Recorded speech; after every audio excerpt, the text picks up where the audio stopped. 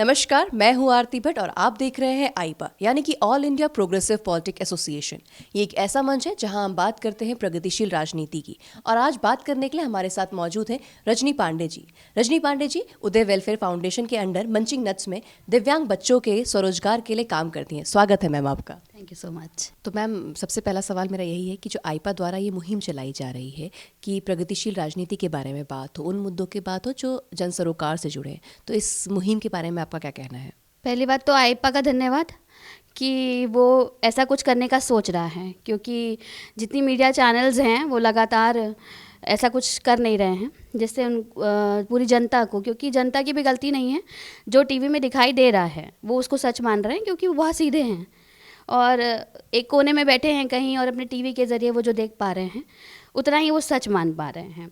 तो आईपा एक अच्छा मुहिम चला रहा है जिससे ज़रिए वो जो स्थानीय मुद्दे हैं, जो रियलिटी बेस्ड होना चाहिए, जो काम होने चाहिए, उन पे काम कर रहा है।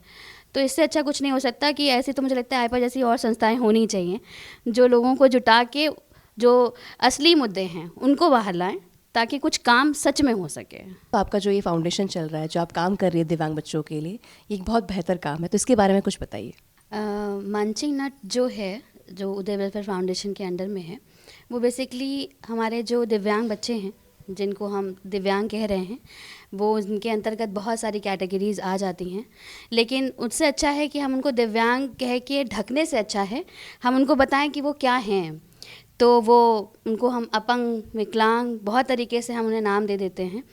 और वो जो शारीरिक तौर पे भी हैं, मानसिक तौर पे भी हैं, जो सुन बोल नहीं सकते बच्चे, तो जो हमारे अपंग बच्चे हैं, तो जब हम अपंग बोलते हैं तो हमें फ़ील आता है और हम उन्हें दिव्यांग कह के स्पेशल तो बना देते हैं लेकिन उनके लिए स्पेशल कुछ करते नहीं हैं। तो मेरा थॉट ये था कि हम उन्हें, जो हमारे अपंग बच्चे हैं, उनको हम उनकी अपंगता को लेते हुए और जो उनकी एबिलिटीज़ हैं उनको ध्यान में रखते हुए कुछ ऐसा काम कराएं जिससे वो अपने पैरों पे खड़े हो सके और इस समाज का हिस्सा सिर्फ कहने मात्र नहीं, सच में बन सकें, ताकि जो उनके माँ बाप हैं उनका सबसे बड़ा जो एक दर्द है कि वो उनके जाने के बाद उनके बच्चों का क्या होगा, वो दर्द उनको समझ में आना, मतलब उनको लगना चाहिए कि हाँ मेरे बच्चे सेफ हैं। तो मैम, अभी जैसे अब चुनाव आने वाले हैं, आप उन बच्चों के लिए काम कर रही हैं जिनको आप रोजगार प्रदान कर रही हैं। रोजगार की बातें भी बहुत होती हैं। आप उनको अपंग बोलिए, जब आप अपंग बोलेंगे उनको तो जो हमारी समाज की जो सोसाइटी है, जो हमारा समाज है, वो इतना सेंसिटाइज, धीरे धीरे उसको लगेगा कि अपंग बहुत ख़राब वर्ड है, लेकिन ख़राब नहीं है। जब हम सुनेंगे, समझेंगे कि हाँ अपंगता मतलब कोई श्राप नहीं है। भगवान जैसे आपको कुछ बनाता है तो कभी आपका कुछ ऐसी चीज़ें हैं जो आपसे छीन लेता है, लेकिन उससे 4 गुना आपको वापस करता है। मैम, तो आपको क्या लगता है कि सरकार भी क्या इन स्पेशल बच्चों के लिए कुछ कार्य कर रही है? जिस तरह का वो कार्य कर रही है वो कहाँ तक है, मतलब किस लेवल तक का है, या सही है, गलत है, या उसमें और सुधार कैसे हो सकते हैं? नहीं, सरकार तो काम कर रही है, ऐसा नहीं है कि, क्योंकि वो तो सरकार तो हर फील्ड में काम कर रही है, तो ऑब्वियस सी बात है कि इस फील्ड में भी काम कर ही रही है। जैसे अभी उन्होंने स्पेशल बच्चों के लिए 1st से लेकर 5th तक के लिए उन्होंने इंग्लिश, हिंदी और पर्यावरण पे और मैथ्स पे इस तरीके की 3 बुक्स बनाई हैं उन्होंने। करिकुलम डिज़ाइन करने के लिए उन्होंने स्पेशल एजुकेटर्स को हायर किया और उसके बाद उन्होंने उनके ज़रिए कि कैसे बच्चों को हम कलर और ये सब करके ऐसे उन्होंने एक कंबाइंड एक पैकेज बनाया है। जैसे हमारे लिए जो नॉर्मल बच्चों के लिए जो बस ऐसे सिलेबस बनाया जाता है, ऐसे उनके बच्चों के लिए भी थोड़ा सा उन्होंने कुछ हट के, अभी सुनने में आया है, अभी स्कूल्स में वो गया नहीं है, लेकिन उन्होंने एक सेट बनाया है। तो ऐसे ही काम तो बहुत हो रहे हैं, कितने ज़मीनी तौर पे हो रहे हैं ये देखने वाली बात है। क्योंकि अगर हम स्कूल्स की बात करें तो सरकारी स्कूल्स में जो आंगनवाड़ी के स्कूल्स होते हैं या आपके जो उसमें इंटीरियर में जाके जो स्कूल्स होते हैं वहाँ पे स्पेशल एजुकेटर्स हायर की जाती हैं। लेकिन जब आप ये देखें कि नॉर्मल स्कूल्स जो सरकारी हैं उन्हीं में जो हाल हैं, तो हमारे स्पेशल बच्चों के लिए वो कितना बेनिफिशियरी होता होगा और वहाँ तक कितने बच्चे पहुँच पाते होंगे। क्योंकि जिस एरिया में वो स्कूल्स होते हैं, गांव देहात में, तो वहाँ आइडेंटिफाई नहीं हो पाते हैं बच्चे, सब पागल पागल कह के उनको हटा दिया जाता होगा या घर में ही रखा जाता होगा। कितने आइडेंटिफाई होके वो स्कूल तक पहुँच पाते हैं और उन स्कूलों में उनके साथ क्या हो पाता है, ये देखने वाली बात है, क्योंकि सरकार तो सारी तरीके के काम कर रही है। काम की बात हो रही है तो अभी चुनाव आने वाले हैं, तो चुनावी रणनीतियाँ सब एकदम पारे पे है अपने। तो जिस तरह के तौर तरीके अपनाए जा रहे हैं, जिस तरह की राजनीति का प्रचलन है इस वक्त, उसके बारे में आपका क्या कहना है? वो तो सेम टू सेम जैसे लगातार हम देखते चले आ रहे हैं 70 सालों से। लेकिन जो चुनावी राजनीति इस समय की चल रही है लगातार, जो 4-5 सालों से हम देखते आ रहे हैं, जो बहुत ज़्यादा ही कह सकते हैं कि धर्म धर्म को सामने रख के, जैसे कहते हैं ना कि जैसे प्रजा वैसी राजा। तो ये एक पहले का भले स्लोगन रहा होगा, लेकिन सच्चाई यही है कि जैसी प्रजा होती है राजा भी वैसा ही होता है। तो हमारे या हम अपने आप को गिन सकते हैं इसमें कि हम भी इस समय क्या हमारे लिए प्रायोरिटी सेट है कि हमको क्या चाहिए। भाई हमको बिजली सस्ती चाहिए, या हमको पेट्रोल सस्ता चाहिए, या हमको राम मंदिर चाहिए। तो हमें डिसाइड करना है, लेकिन हम ही डिसाइड नहीं कर पा रहे हैं। हमको लगता है कि हज़ारों दिए जला देने से हम अच्छे हो गए, या हमारा देश बहुत सफल हो गया, या हम बहुत विकास के पे हैं। उसी तेल से आप कितने घरों का खाना बनवा सकते थे, ये आप नहीं सोचेंगे। तो जब हम ही नहीं सोच रहे तो हमारा राजा कैसे सोचेगा। तो बेसिक बात तो यही है कि हमें सोचना है। जब हम नहीं बोलेंगे, हम नहीं सोचेंगे, तो कोई हमारे लिए कुछ नहीं करने आएगा।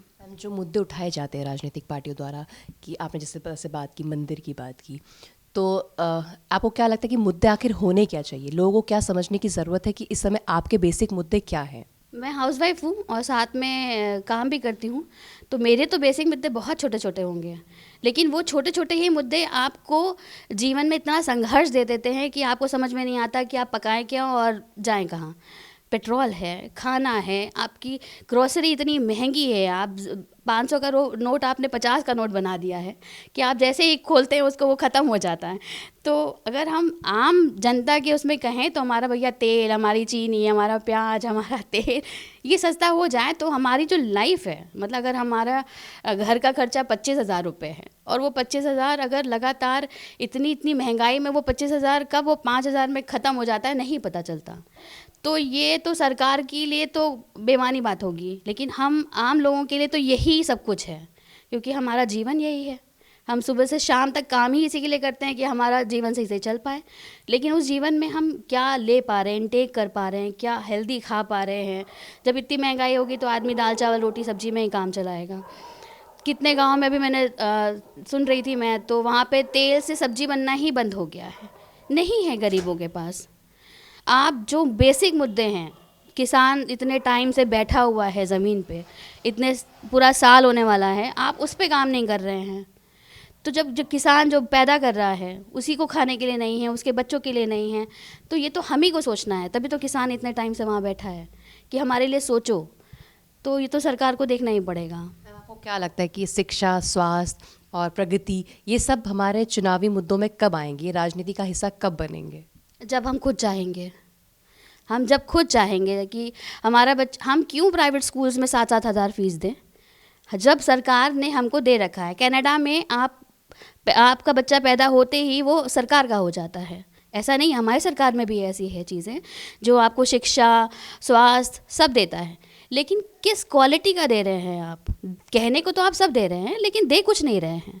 दीजिए तो, तब तो आदमी रुके। पंजाब की आधी जनता कनाडा भाग जाती है, क्यों चली जाती है? क्योंकि उनको अपने बच्चे का फ्यूचर दिखता है, अपना फ्यूचर दिखता है। यहाँ क्यों नहीं हम देख पा रहे हैं?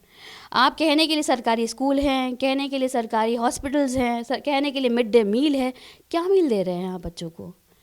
मतलब आप हम लोग को जो हमारी ज़िंदगी है, जो हमारी जान है, उसको कीमती समझते ही नहीं हैं। आपके लिए कीमती सिर्फ पैसा है या आपकी पॉलिटिक्स है। तो हमारे लिए तो ये सब मैटर नहीं करता है।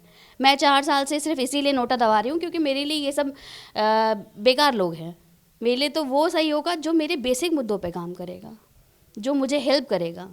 तो वो ऐसा तो कुछ दिखता नहीं है। हम स्थानीय मुद्दों की बात करें, लोग हमेशा स्थानीय मुद्दों को नकार देते हैं और किसी न किसी एक भावनात्मक मुद्दे पे पूरा चुनाव लेके चले जाते हैं, अपने वोट बैंक पूरी इस तरफ खिसका देते हैं। तो इसका दोषी कौन है आखिर? कुछ नहीं, लालच है। वो जितने लोग दे रहे हैं, जो कर रहे हैं वोटिंग, वो लालच से कर रहे हैं, क्योंकि उनके बदले उन्हें कुछ मिल रहा है।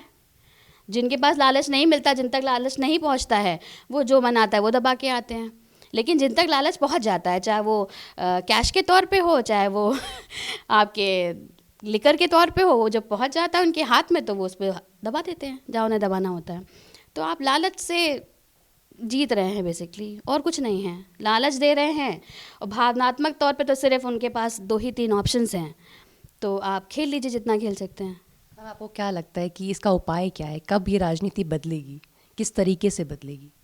जब हम खुद बदलना चाहेंगे, जब हम बदलना चाहेंगे, हम देखेंगे अपने आस पड़ोस, जब हम करना चाहेंगे हाँ कि हमें इस पे काम करना चाहिए।